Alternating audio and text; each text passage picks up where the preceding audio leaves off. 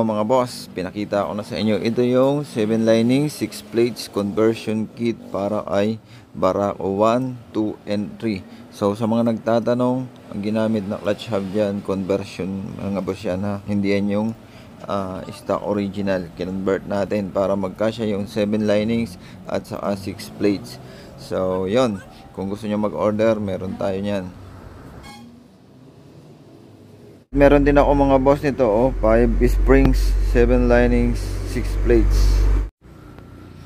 Dito mga boss, pinabaklas na natin yung kanyang clutch housing, clutch lining sa yung plates. Kasi yun, replacement yung nakalagay. Then, papalitan na rin lang naman. Pinakonvert na ni boss sa atin ng 7 linings, 6 plates. So yun, sa ngayon mga boss, ako pa lang ang gumagawa nito. Kaya kung gusto niyo, meron naman tayong pyesa dyan. Order nyo na lang. Ship yan via JNT, tapos payment first mga boss.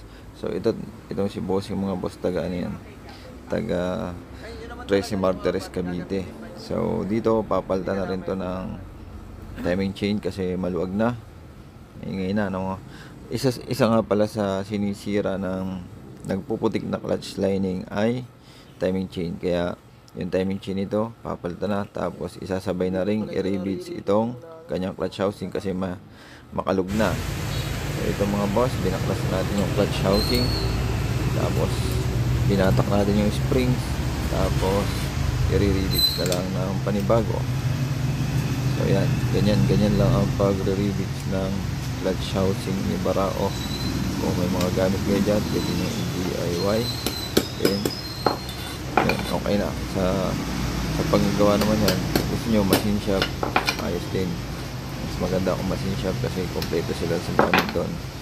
And dito mga boss, ganyan lang tayo magawa ng clutch housing ni Barako kapag kalug na.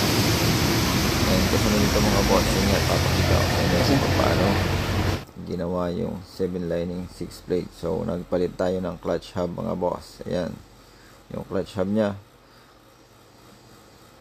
Yun, basta kasya na dyan yung kanyang 7 lining at 6 plates. Mga boss, 4 spring yan. Pero meron nga akong binibenta rin na 5 spring. Kaya lang mas matagal ang conversion nun. Hindi katulad nito, konting conversion lang. Pasok na yung sa 7 lining 6 plates. And dito mga boss, ang gagawin natin dito, higpitan lang natin. Tapos, basta parehas na parehas to ng stock original. Ang pinagkaiba nga lang, nadagdagan siya ng 2 lining at 2 plates.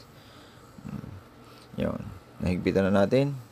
Then, sigurado na yun mga boss. Kailangan kapag nagkabit kayo nito, mas malakas na kasi ang kapit nito, higpitan nyo maigi yung clutch hub. Tapos, yan, may 2 tayong bagong clutch plate na ilalagay. Yan, basta bilangin nyo mga boss, 7 yan, 7 lining. Tapos, 6 na plates.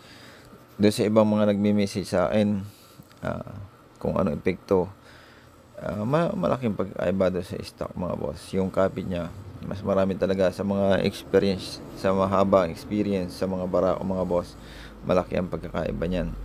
At dito mga boss, yun yung haba nung lifespan ng clutch lining. Kahit dyan ay lamas-lamasin yung piga-pigain nyo yan sa ahon, hindi yan basta-basta masusunog kasi yun nga, mas marami, mas matibay. So ito na yun mga boss. 7 yan, 7. May lining, may plates. Hindi katulad nung sa stock original, pag kinalangan nyo, nagiging 6 lang yon. Hindi nyo kayang gawin 7 yon pagka merong plates. Yun yung pagkaiba mga boss. Kasi meron ding nagko-comment, kaya raw nilang gawin yung ganyan ng doon sa stock kapag kaputput na. Hindi yun mangyayari mga boss. Ibang clutch hub ang ginamit dyan. Pero yung yan, clutch wheel operating, yan pa rin stock yon mga boss. Stock spring nasa sa inyo. Kung magre-racing clutch spring kayo, pwede rin. Kaya lang dito pa lang sa stock, talagang makapit na yan. Lalo na kapag naka-clutch spring pa, yun, mas malakas ang kapit nun. Kaya lang dito nga sa kinabit natin, stock spring ito, pero ang kapit niyan napakalakas na.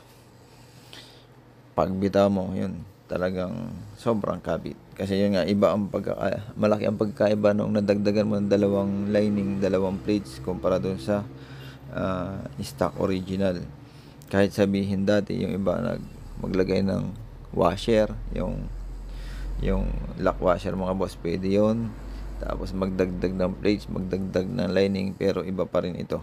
Mas malaki ang pagkakaiba nito mga boss. Yan, doon sa magtatanong mga boss, kung magkano ang conversion nito, 5,500 ang magagastos niyo. Yun na yun, kasama na yung dalawang plates na idinagdag natin.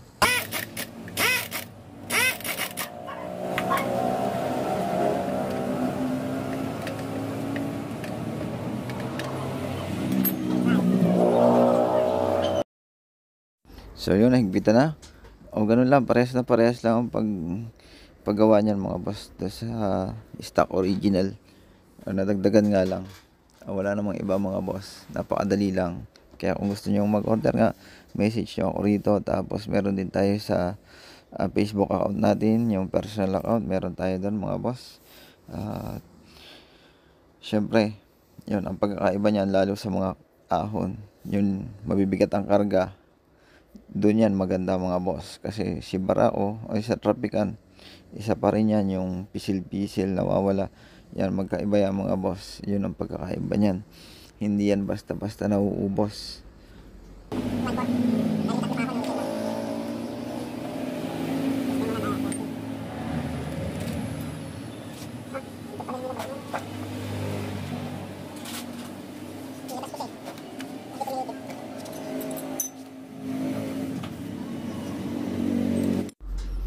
Yan, napalitan na natin ang clutch lining mga boss. Palit na rin tayo ng timing chain. Kasi yun nga, mahaba na. Kapag nagputik ang clutch lining, timing chain, nadadamay. Yan, lumuluwag. So yan, sabi ni bossing, yan, palit na rin. Kaya pinalitan na natin mga boss. Sabi nga niya, nandito na rin lang, sabay-sabay na yung gawa. Para isang galawan na lang.